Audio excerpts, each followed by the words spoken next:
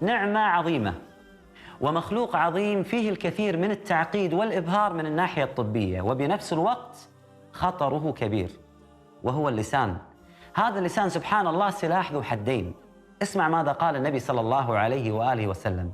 يقول عليه الصلاة والسلام: إن العبد لا يتكلم بالكلمة من رضوان الله سبحانه وتعالى لا يلقي لها بال يرفعه الله سبحانه وتعالى بها درجات، وإن العبد لا يتكلم بالكلمة من سخط الله سبحانه وتعالى لا يلقي لها بالا يهوي بها في نار جهنم.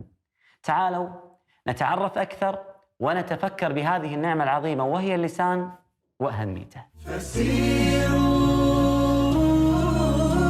فسيروا في مناكبها وسيروا نحو خالقها. فسيروا في مناكبها وسيروا نحو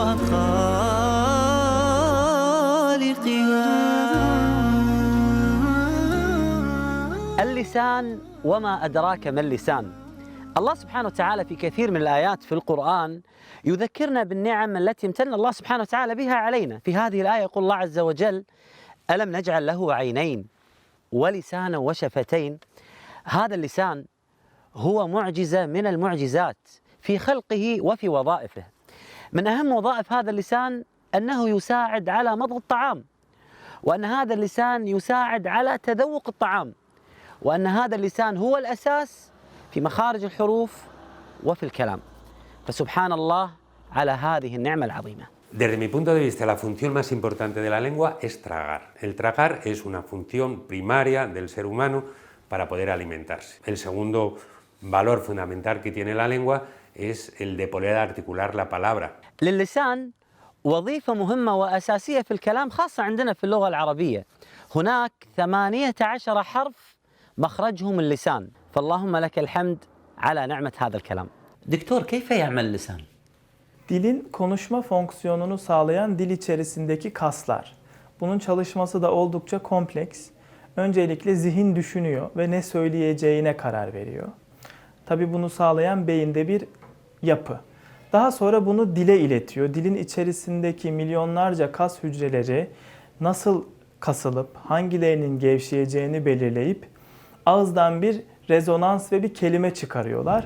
Bu tabii ardı ardına hızlıca, belki saniyede milyonlarca kez tekrarlanarak harflere ve kelimelere dönüşüyor. التأخر بالنطق من أكثر المشاكل شيوعاً بين الأطفال، حيث يعاني 15% من الأطفال من هذه المشكلة في سن الثانية، و30% منهم لا يستطيعون تخطي هذه المشكلة حتى سن الرابعة. Creo que es uno de los órganos más maravillosos y más difíciles del ser humano de entender un poco y, como decía anteriormente, de los que más trabajan. أقولها لكم بكل صراحة، نحن نعيش الآن في زمن خطير جدا. الكل أصبح يتكلم في كل شيء، يعرفه أو لا يعرفه ولا يبالي بمصائب هذا اللسان.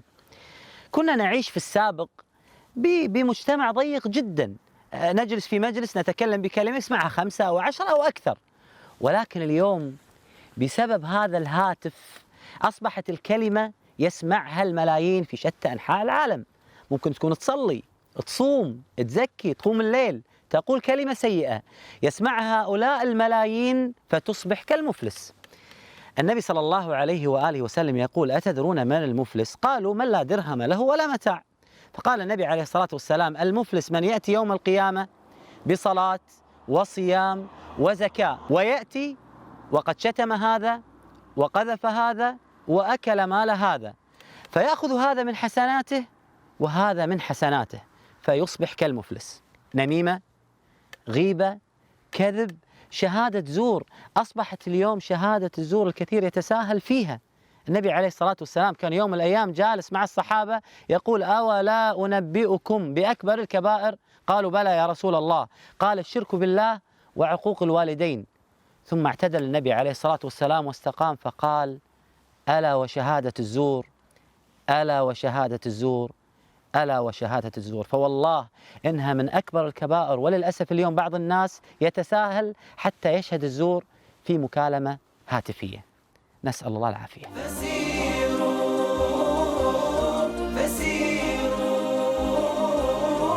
İkinci kısmı sindirimle ilgili kısmı, tat almayla ilgili kısmı. Bunu da sağlayan yapısı dilin papillaları. Bu papillalar da yaklaşık 10 farklı çeşitte tat duyusunu alabilecek şekilde düzenlenmiş ve dilin içerisinde farklı yerleşim alanlarına sahip. تخيل أنك تعيش من غير هذه النعمة العظيمة وهي نعمة التذوق. مثل ما تأكل كبسولة الدواء لا تشعر بطعمها أبدا. تخيل أن هذا حالك كل يوم، لا تستطيع أن تميز أنواع الطعام، لا لحم ولا دجاج ولا سمك ولا غيرها. El sentido del gusto en sí es un sentido, primero, muy importante porque te va a permitir el animarte a probar un alimento o favorecer el que tú rechaces ese alimento. Ağzımıza aldığımız gıdalar tükürük salgısıyla bir takım parçalarına ayrılıp dil üzerindeki farklı alanlara dağılıyorlar ve dil üzerindeki her alanda papilla dediğimiz farklı bir duyu alan kısmı var. Gıdaların içerisindeki bu tat duyusunu alıp beyne iletiyor. Beyin de onu bir lezzet olarak anlamlandırıyor. هذا اللسان يحتوي على مستقبلات حسية كيميائية تحلل هذا الطعام حتى يجعلنا نميز 4 أنواع من هذه الأطعمة: حامض ومالح وحلو ومر. وهذه النعمة العظيمة نعمة التذوق ليست فقط للمتعة، بل هي حماية لنا من المأكولات الفاسدة ومن الأمراض. ما هي طبيعة عملك هنا في هذه الشركة؟ So everything from selecting the raw ingredients, from testing the milk and testing the final product as well and its shelf life. So we're trying to recreate flavors here at Sweetheart Ice Cream which remind them of their childhood, their early experiences, to provide that nostalgia. بإذن الله سأجري معاكم الآن اختبار تذوق في هذه الشركة العالمية، شركة إبسوس، وهي إحدى أكبر شركات العالم في اختبار التذوق. Now please start eating the ice cream, at least 1/3 or 1/4.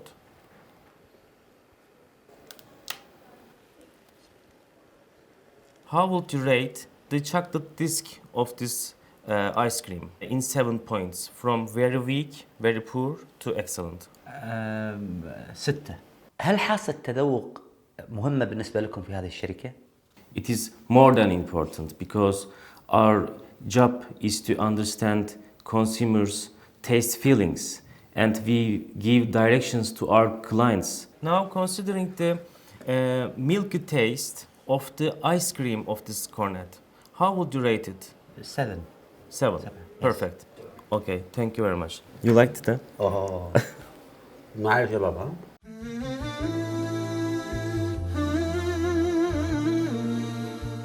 أحببت استشعار نعمة التذوق، فقمت بتجربة التذوق بدون رؤية الطعام. جربوها، ستحمدون الله سبحانه وتعالى على نعمة لم تتفكروا بها من قبل. فستق، كاكاو، شوكولات،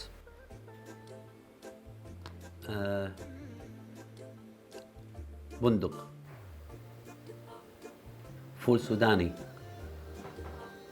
الله ياخذ ابليسك، قهوة. ما شاء الله ما شاء الله. ماذا لو فقد الناس حاسة التذوق؟ So I think it will be a very strange experience in the world not to be able to taste and to have the pleasure of ice cream especially. If world lose the sense of taste, then this world will be finished here.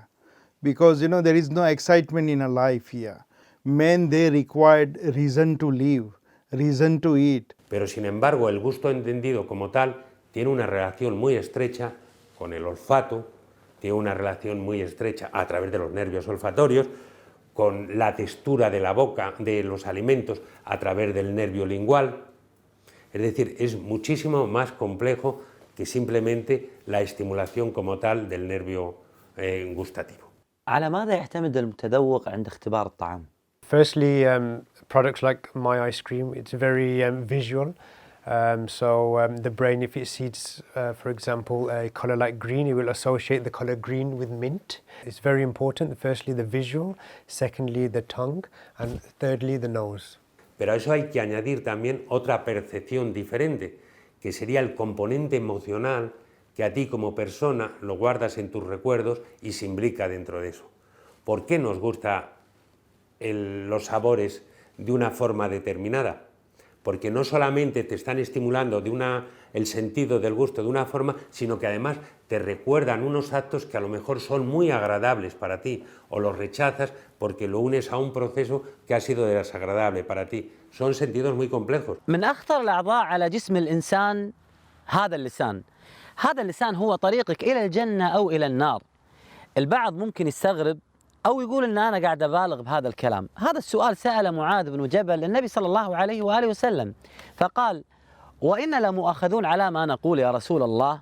فقال عليه الصلاة والسلام: ثكلتك أمك يا معاذ، أو يكب الناس في النار على وجوههم إلا حصائد ألسنتهم. والعكس صحيح، من أسهل العبادات وأكثر قربا لله سبحانه وتعالى وأكثرها أجر هي الذكر بهذا اللسان. يقول النبي صلى الله عليه وآله وسلم: كلمتان خفيفتان على اللسان حبيبتان إلى الرحمن ثقيلتان في الميزان سبحان الله وبحمده سبحان الله العظيم. هذا اللسان عجيب. ما أعظمك يا رب كل الأمر لك، ما أكرمك ولا أنت أرحم من ملك. يا خالق السبع الشداد والأرض تجعلها مهاد، يا فالقا حب النوى ورازقا كل العباد، يا خالق السبع الشداد والأرض تجعلها مهاد، يا فالقا حب النوى ورازقا كل العباد. كلمة يا الله من لسانك تجمع لك أمان الدنيا كله، فإن لم تقلها اختيارا فسوف تقولها إجبارا، وإن لم تقل يا الله في الرخاء فسوف تصرخ بها في لحظة الشدة. لماذا ننتظر حاجة حتى نذكر الله سبحانه وتعالى؟ ولماذا ننتظر مصيبة حتى نرجع إلى الله سبحانه وتعالى؟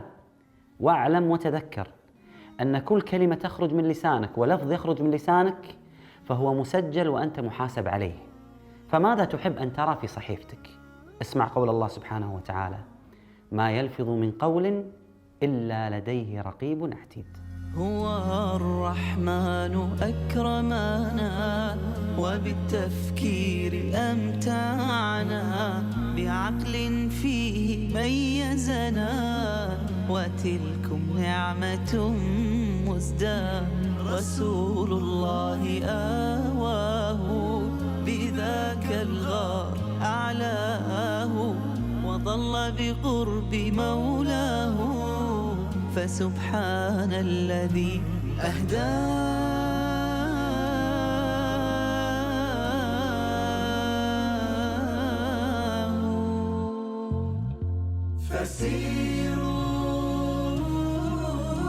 فسيروا في مناكبها، وسيروا نحو خالقها، فسيروا في مناكبها، وسيروا نحو خالقها.